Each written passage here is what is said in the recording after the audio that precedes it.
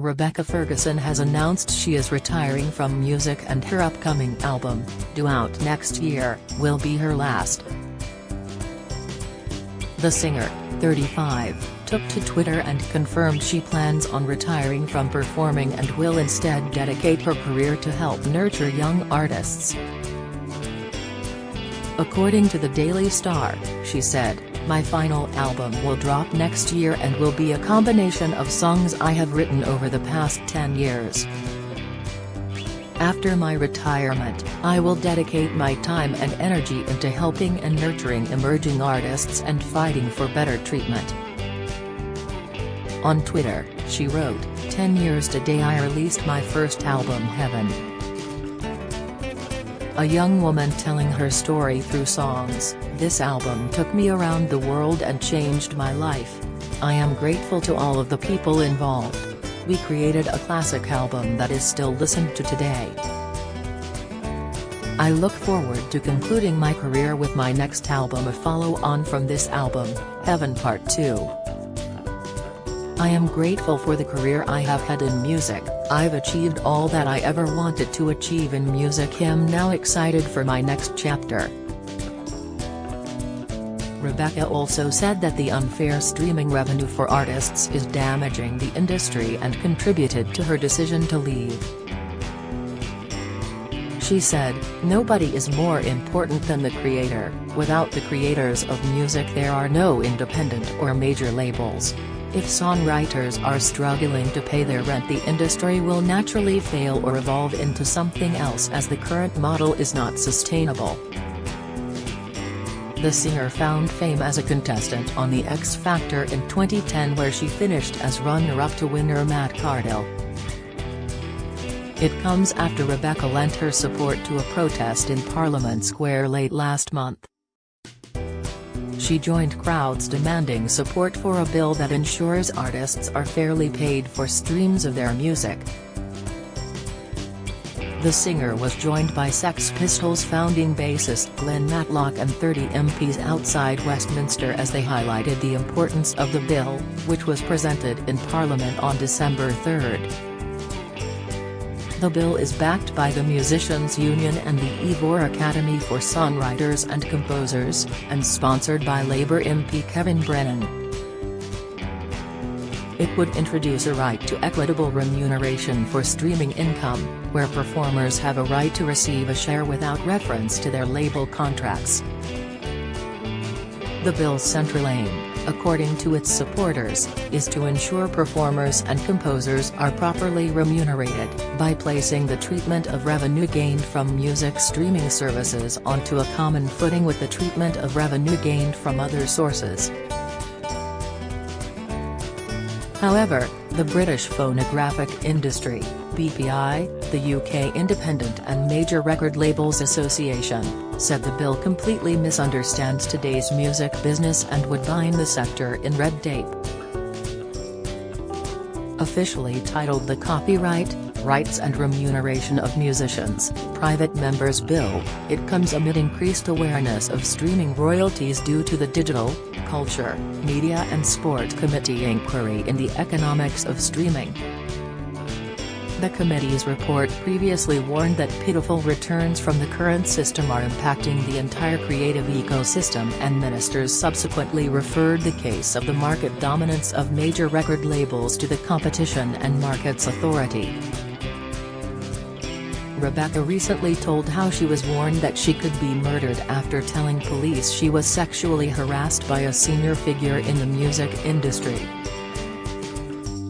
The star said it was recently suggested to her by a friend in the industry that she should fear for her life after speaking out earlier this year.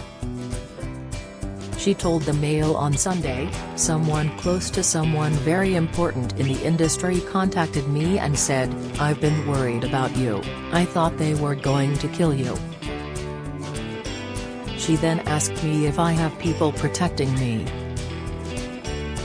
She told me that she honestly thought I was going to be killed. I obviously haven't taken it very well and have reported it to the police." Others have approached me and warned me that I need to be careful for my life because I'm standing up to the awful behaviors that have happened, and still happen, in the music industry," she added. "This is the second time I've been told I was in danger. The police offered to greet me off a flight from Paris because they were so worried about me." The Mail on Sunday revealed in May that Rebecca had reported the alleged abuse to the Met Police, sparking speculation that the music industry was facing a wider Me Too scandal.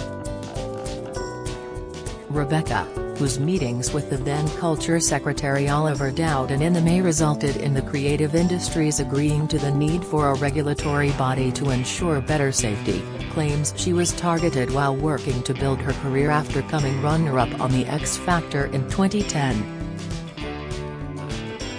Rebecca previously revealed she suffered a miscarriage earlier in her music career, additionally claiming she was forced to work through the ordeal, despite pleading to them to let her recover.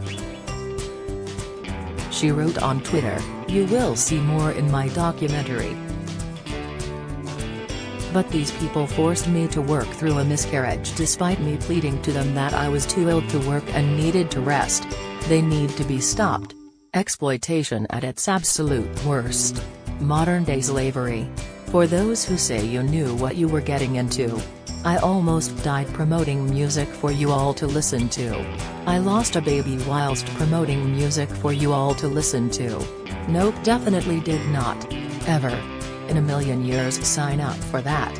Stop defending abusers." Sick Rebecca added, "Forcing artists to sign to a management company who they have never met is exploitation. Giving an artist an accountant and solicitor that is not of their own choosing is exploitation. Taking artists out of circulation and refusing to allow them to work because you have had your financial use of them is exploitation. It is modern-day slavery. Fact. I don't care who your friends are in high places who quite clearly refuse to call you out for your actions in case they are financially disconnected. Get new friends. I am here to tell you you are wrong and what you have done is abuse and exploitation. And the same friends who have given you bad advice and who are currently stroking your ego will flee and run a million miles away when my documentary comes out exposing the truth. However, as you taught me through your own ruthlessness, that's showbiz. And for all of you saying they will bury your story and ruin you because money is power. No, my dears, power is power. Truth and receipts and evidence and emails and medical records and police records is power. I am all grown up now. What you all did to that young innocent girl is unforgivable. However, that young girl is now a woman and this woman is going to make sure that you all never abuse another artist ever again."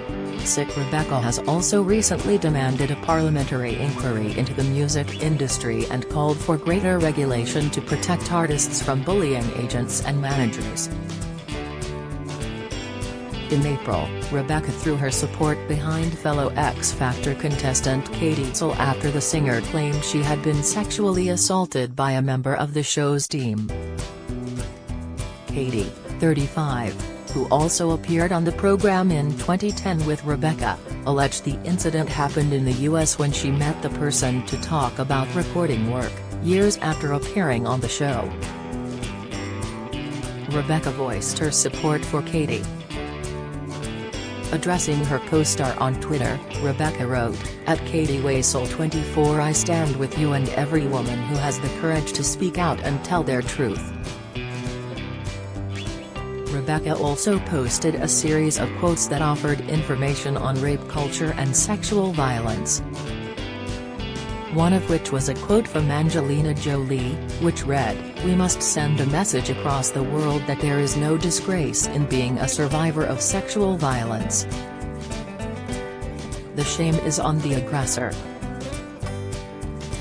During the interview, Katie claimed she was sexually assaulted by somebody on the X Factor team years after she competed in the talent contest. Waiving her right to anonymity, Katie said, "I can still smell him. I was paralyzed with shock. All I could think was, how am I going to leave this room? I was a victim, but I wouldn't allow myself to recognize just how terrible it had been. The publication also claimed the alleged assault happened at a luxury hotel, and Katie detailed why she's not talked about it before. She said, "I've never spoken before as I thought he'd be blacklisted and never work again." Katie added that she decided not to make a formal complaint at the time as she was pregnant, but that she feels being focused on success after the X Factor made her vulnerable. The singer said if she could change the past, she would never have appeared on the singing contest in 2010. A spokesperson for Psycho Entertainment said, "We were made aware via the media of Katie's claims in autumn 2017 and we immediately contacted her and began an investigation. We were naturally shocked at the allegations and wanted to do anything we could to help, so we asked her to lodge a complaint with us and detail the allegations for that purpose. In the interim we suspended the accused." Despite a number of requests to Katie asking her to detail the claims to us, she chose not to make a complaint over his behavior. As a result, and without other evidence to the contrary, we were obliged to accept his denial of the claims.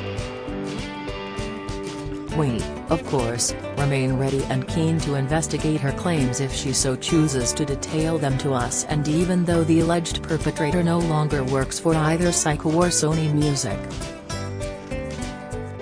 Other former contestants including Chico Simone and Jedward have also been critical of the program.